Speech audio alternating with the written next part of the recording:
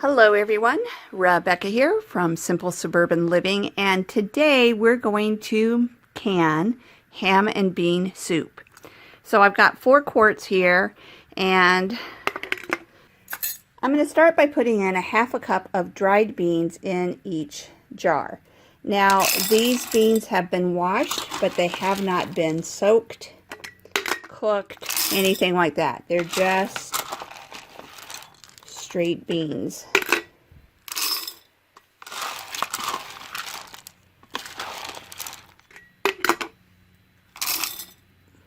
Actually, I think I'll go ahead and put just a little bit more in each jar, since I have a little bit more. You know, you don't want to overdo dried beans because they're going to swell, of course. But I do want to use up the beans that I have in these 4 quarts of soup.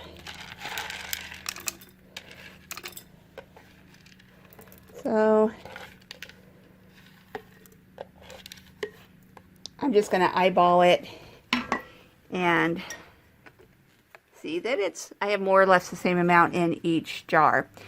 Now I am just using, typically I would use ham, but I have some of this Great Value luncheon meat.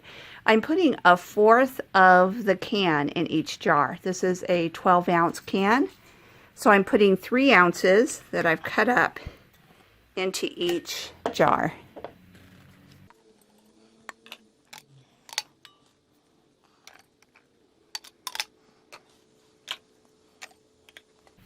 Okay, next we're going to put a half a cup of carrots in each jar.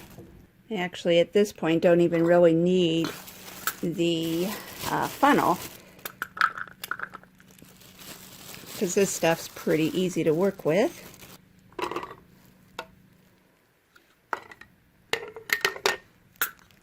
And I'll put the rest in that one. Okay. Now I'm going to add a half a cup of celery to each jar. And actually, I'm just going to drop them in more or less even amounts. You can tell that you don't have to be super precise with this recipe. You basically want to get more or less equal amounts of the carrots, celery, ham, and so on. And by the way, I already washed these jars, but I haven't sterilized them because I'm going to be pressure canning them for 90 minutes. So they're clean, but we don't have to sterilize them, because the pressure canning will kill pretty much anything that could be alive in there. Okay, now some onions.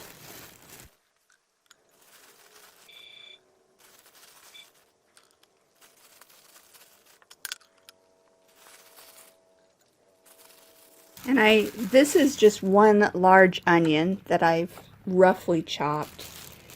And, alright. Now, this jar doesn't seem to have as much. Okay, now this next thing, I'm going to put just a little bit, because I don't want to overdo it, of mashed potatoes. Just basically a couple tablespoonfuls. And that's going to kind of thicken it up. Give it a little bit more body. And that's all. And now let's put some seasonings in. We'll put 1/8 of a teaspoon of pepper. Actually, more like yeah, about 1/8. We don't want to overdo it, but do want a little bit of pepper in there.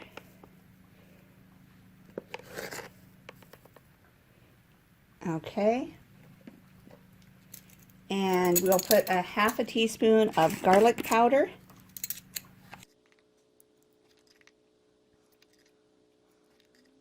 And 1/2 teaspoon of onion powder. Now, if you don't like things that seasoned, you could definitely omit these or put half as much. I'm actually putting a little less than 1/2 teaspoon in. All right. And finally, we're going to put just a little bit of salt in each one.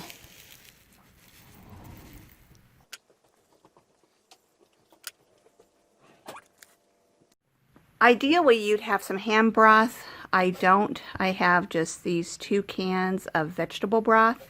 So I'm going to put about a half a can of broth in each jar and then fill it up the rest of the way with water.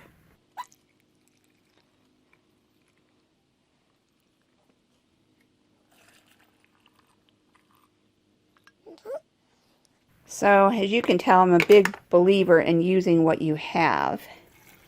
And I thought that I had some other broth, and then when I went to make this, I found out I didn't.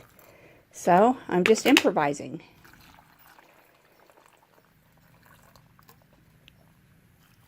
Okay, now let's fill it up the rest of the way to 1-inch headspace. We want 1-inch headspace. And so I'm just going to add some water here.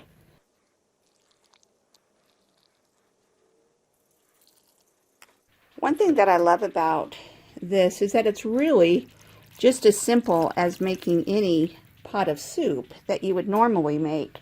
And yet you have some for now and some for the future. So as an example, most likely I'm going to, have these maybe once every couple weeks or something. And I am small batch canning. I'm doing just the 4 jars.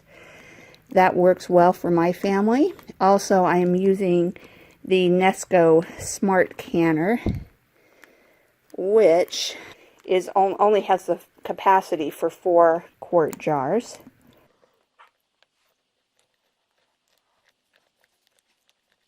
So I'm making kind of a little bit of a mess here.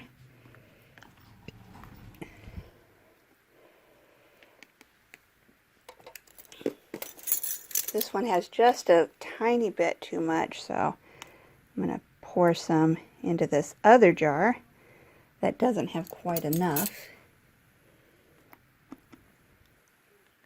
I think just a teeny bit more out of this one. And I need to add a little bit more water to this one here, just a tad more. All right. Okay, now I've got a wet paper towel that has vinegar, and I'm wiping my rims, making sure they're good and clean. And I am using the reusable Harvest Guard lids for these, and I've got them on the stove right now, just warm, not boiling, but they're in hot water. So I'll be right back. Guard lids, you have 2 parts. You have this gasket. I'm just putting that right there for now. And you have the plastic lid part. Now notice how I was setting this down and it went into the jar, so I'm just going to make sure it's clean. And I am placing the gasket around the lid, and I'm just placing it on. That one that I just did is out of camera view, but you'll see the process in just a second with the other jars.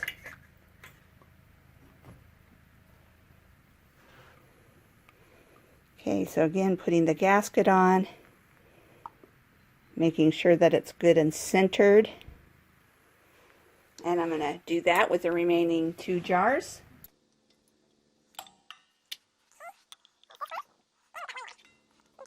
Putting it on like so.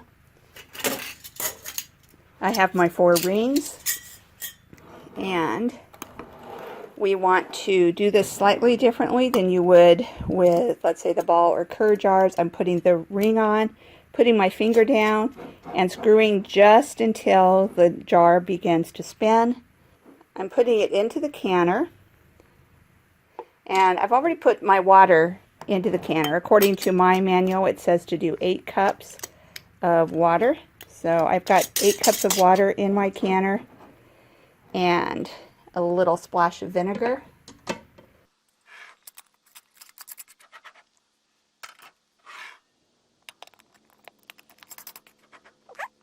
All right, so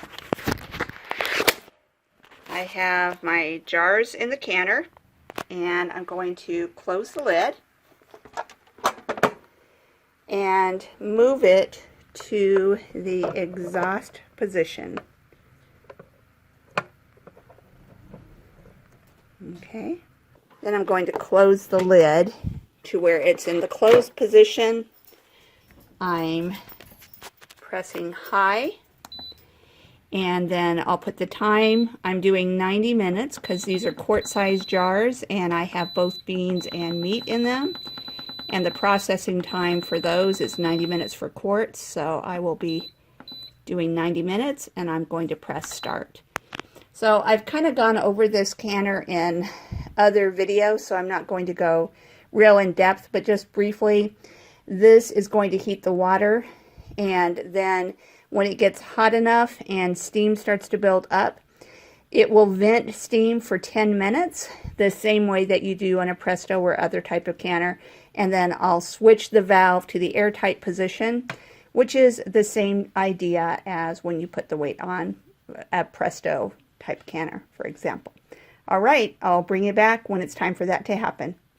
Okay, it's now hit the E10 level, and it will exhaust for 10 minutes, and then I'll switch it to the airtight position.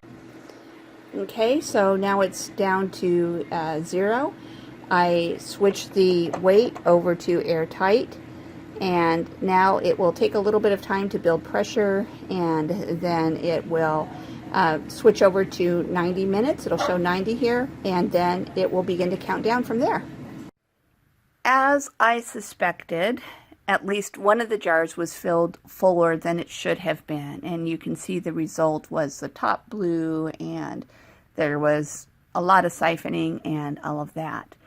So that's the bad news. The good news is that my husband was hungry, and so I dished up a bowl of the soup for him. Now, it wasn't as soupy as it would have been, but it tasted delicious. He was really happy with it. And I put the rest of the jar in the fridge, and we'll eat it up within the next couple of days. So now let's take a look at the other 3 jars. It's now the next day, and we're going to see how they did. We'll unscrew this, and we'll see that one sealed. Let me put it up a little higher here where you can see a little better. That one sealed. We'll see this one, and that sealed, and we'll check this one, and it sealed. Okay, so I've got 3 jars of this ham and bean soup. I wasn't sure how it would work with the Spam in it. But my husband really enjoyed the taste. I gave a little taste of it to my mom, and I tasted some as well, and we all liked it. The only thing I would say is that I did add salt, and it was fine, but Spam is salty, and also, depending on what broth you use, it may have salt in it, so you can leave the salt out, the additional salt out, and add it later. Or if you use a low sodium or just water, if you use the low sodium broth or just water, then you might want to go ahead and add the salt. If you're unsure, I'd say leave it out. You could always add some salt in when you're heating this up. So all in all, I would say that this was a success. It turned out really delicious. So I'll definitely be making this again. It's funny because I talked to my family about, oh, I want to try this and that, and I talked about different ones, and they're like, don't change anything. This was really good. So that's a good thing that everyone enjoyed it that much. So I'm looking forward to adding these to my pantry. Now you'll notice that, especially since there was siphoning from that one jar, they are dirty on the outside, and I will be washing them before adding them to my pantry. By the way, this particular soup recipe is part of an open collaboration hosted by Gale Southern Living. And the collaboration is Cozy Fall Soup, and I will be adding a link to that playlist in the description below, so be sure to check that out. There will be other Cozy Fall Soup recipes in that playlist, and so I definitely recommend you checking it out. It's the time of year when we want to eat soups, and they're just a delicious thing to have on a cold fall day.